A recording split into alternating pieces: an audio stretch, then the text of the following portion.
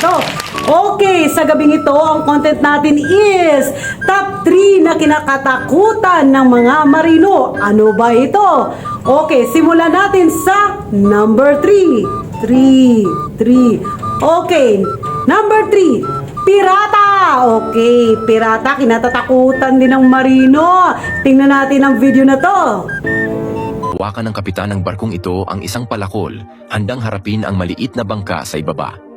Ang mga pirata na ito ay nagbalat kayo bilang mga simpleng nagtitinda ng gulay, ngunit ang kanilang mga tingin ay nagbibigay banta sa kanila. Tumawag sila ng backup at hindi nagtagal, pinaliputan ng mas maraming maliliit na bangka ang cargo ship. Maaari kang magtaka kung bakit ang mga cargo ship ay hindi man lang nag-armas sa kanilang sarili. Hindi ba't malulutas ng isang mabilis na pagsabog mula sa isang armas ang problema? Ang totoo, sa ilalim ng internasyonal na batas, ang mga sibilyang cargo ship ay hindi pinapayagang magdala ng mga baril. Kung gagawin nila, sila mismo ay makikita bilang mga pirata at maaaring hadlang sa pagpasok sa maraming daungan sa buong mundo. Dagdag pa, ang mga armadong barko ay maaaring mapagkamalang banta sa militar. Kaya, kung walang baril, paano ipinagtatanggol ng mga crew sa barkong ito ang kanilang sarili laban sa mga pirata? Ang isang karaniwang paraan ay ang paglagay sa mga reles ng barko gamit ang electrified barbed wire na nagpapahirap sa mga pirata na umakyat. Ang ilang mga barko ay mayroon ding malalaking cylindrical net sa magkabilang panig. Kapag ang mga pirata ay lumalapit, ang mga crew ay naglalabas ng mga lambat na ito na maaaring makasagabal sa mga propeller ng mga bangka ng pirata na magre-resulta sa kanila sa pagka-stranded. Regular na nagsasanay ang mga crew ng mga simulasyon ng pag-atake ng pirata upang manatiling handa. Maaaring napansin mo rin ang isang crew na may hawak na glass bottle, ito ay ang kanilang last resort, mga Molotov cocktail. Ang paghahagis ng mga ito sa mga bangka ng pirata ay maaaring magpahinto sa kanila at magdulot ng malubhang pinsala. Alright, so nakita nyo na ang pangatlo nating kinatatakutan ng mga marino, ang pirata. Ano ba ang number 2?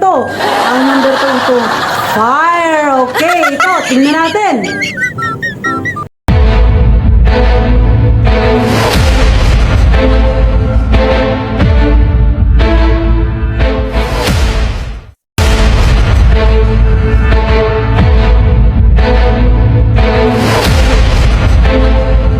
Ayan! So, punta na tayo ngayon sa ating pinaka number 1 na kinatatakutan ng mga marino. Ano ba ito? Okay, ito!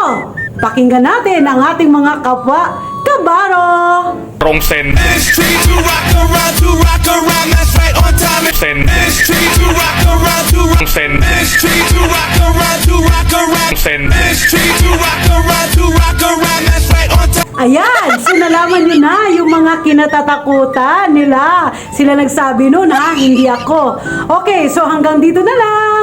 Please follow me in my YouTube podcast in the Seaman Discarte channel. It's a Filipino channel kung saan nagbibigay ng gabay sa mga gustong maging marino at nangangarap na makapagtrabaho sa barko at gustong magkaroon ng idea kung paano nga ba ang buhay marino. So once again, please don't forget to share, like, and subscribe in my YouTube channel. Thank you. You are in the Seaman Discarte channel.